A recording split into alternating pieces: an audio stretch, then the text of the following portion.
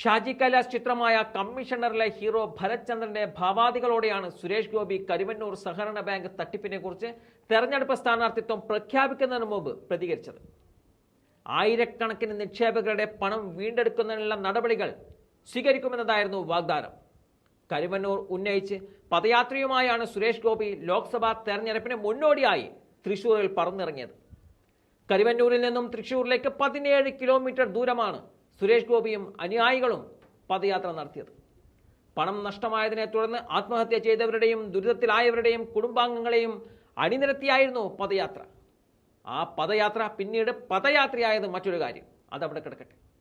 കരുവന്നൂരിൽ നഷ്ടമായ മുഴുവൻ പണവും നിക്ഷേപകർക്ക് ലഭിക്കും വരെ പ്രക്ഷോഭമെന്നും പ്രഖ്യാപിച്ചായിരുന്നു സുരേഷ് ഗോപി ആ പ്രഹസനം നടത്തിയത്.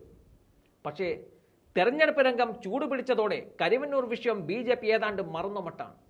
തൃശൂരിൽ വട്ടമിട്ട് പറക്കുന്ന സുരേഷ് ഗോപി ഇതുവരെ കരുവന്നൂർ എന്ന വിഷയം വേണ്ടിയിട്ടില്ല.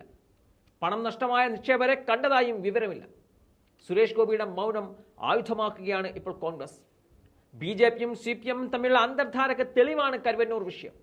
CPM BJPയെ സഹായിക്കാമെന്ന ധാരണയിലാണ് ഈ വിഷയം മുഖ്യ പ്രശ്നമായി ഉയർത്തി കാണിക്കാത്തത് എന്നതാണ് UDF ആരോപിക്കുന്നത്. K മുരളീധരൻ തെരഞ്ഞെടുപ്പ് ഗോതയിലെത്തിയതോടെ കോൺഗ്രസുകാർ കരുവന്നൂർ വിഷയം ആളിക്കത്തിക്കുകയാണ്. കരുവന്നൂർ വിഷയം ഉയർത്താത്തതിൽ BJPക്കിടയിലും അസ്വാരസ്യമുണ്ട്. സുരേഷ് ഗോപി കരുവന്നൂർ വിഷയം നിരന്തരം ഉന്നയിക്കുന്നത് വോട്ട് കിട്ടാനുള്ള നീക്കത്തിന്റെ ഭാഗമാണെന്ന് CPM സംസ്ഥാന സെക്രട്ടറി MV ഗോവിന്ദനടക്കം വിവിധയിടങ്ങളിൽ മുൻപ് പ്രസംഗിച്ചതാണ്. നിരന്തരമായി ഇത് ആവർത്തിച്ചതോടെ തൃശൂരിൽ സ്ഥാനാർത്ഥിയെ പ്രഖ്യാപിക്കുന്നതിന് മുമ്പ് തന്നെ സുരേഷ് ഗോപിക്ക് വോട്ട് വാങ്ങിക്കൊടുക്കുന്ന സമീപനമാണ് CPM സ്വീകരിക്കുന്നതെന്നും ആരോപണം ഉയർന്നിരുന്നു.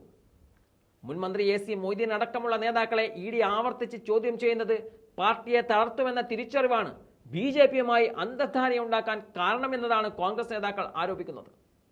BJP നേതൃത്വം സുരേഷ് ഗോപി അടക്കം കരുവന്നൂരിൽ കാണിക്കുന്ന മൗനവും താൽപര്യക്കുറവും ഈ ആരോപണം ശരിവെക്കുന്നതാണ്. കോർപ്പറേഷൻ കൗൺസിലർ അനൂപ് ഡേവിസ് കാടി അടക്കമുള്ളവരെ പലതവണ ചോദ്യം ചെയ്യുകയും വീണ്ടും ചോദ്യം ചെയ്യാൻ വിളിക്കുമെന്ന് മുന്നറിയിപ്പ് നൽകുകയും ചെയ്തിരുന്നു. മുൻമന്ത്രി AC മൊയ്തീനെയും വീണ്ടും ചോദ്യം ചെയ്യുമെന്ന് ED പറഞ്ഞിരുന്നു. ഇതൊക്കെ തെരഞ്ഞെടുപ്പ് മുന്നിൽ കണ്ട് ഇടപെടലാണെന്ന് പാർട്ടി നേതൃത്വം ആവർത്തിച്ചിരുന്നു.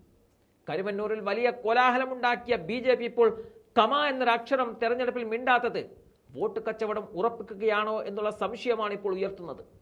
കോൺഗ്രസിലെ തന്നെ ചില നേതാക്കൾ നേരത്തെ തന്നെ പറഞ്ഞിരുന്നു 2 സീറ്റുകൾ CPM BJPക്ക് വേണ്ടി അടിയറവ് വെക്കുമെന്നുള്ളത്. അതിലൊന്ന് തൃശൂരാണെന്ന് ആരോപണമുണ്ടായിരുന്നു. അത് ശരിവെക്കും വിധമാണ് ഇപ്പോഴത്തെ BJP CPM നീക്കങ്ങൾ.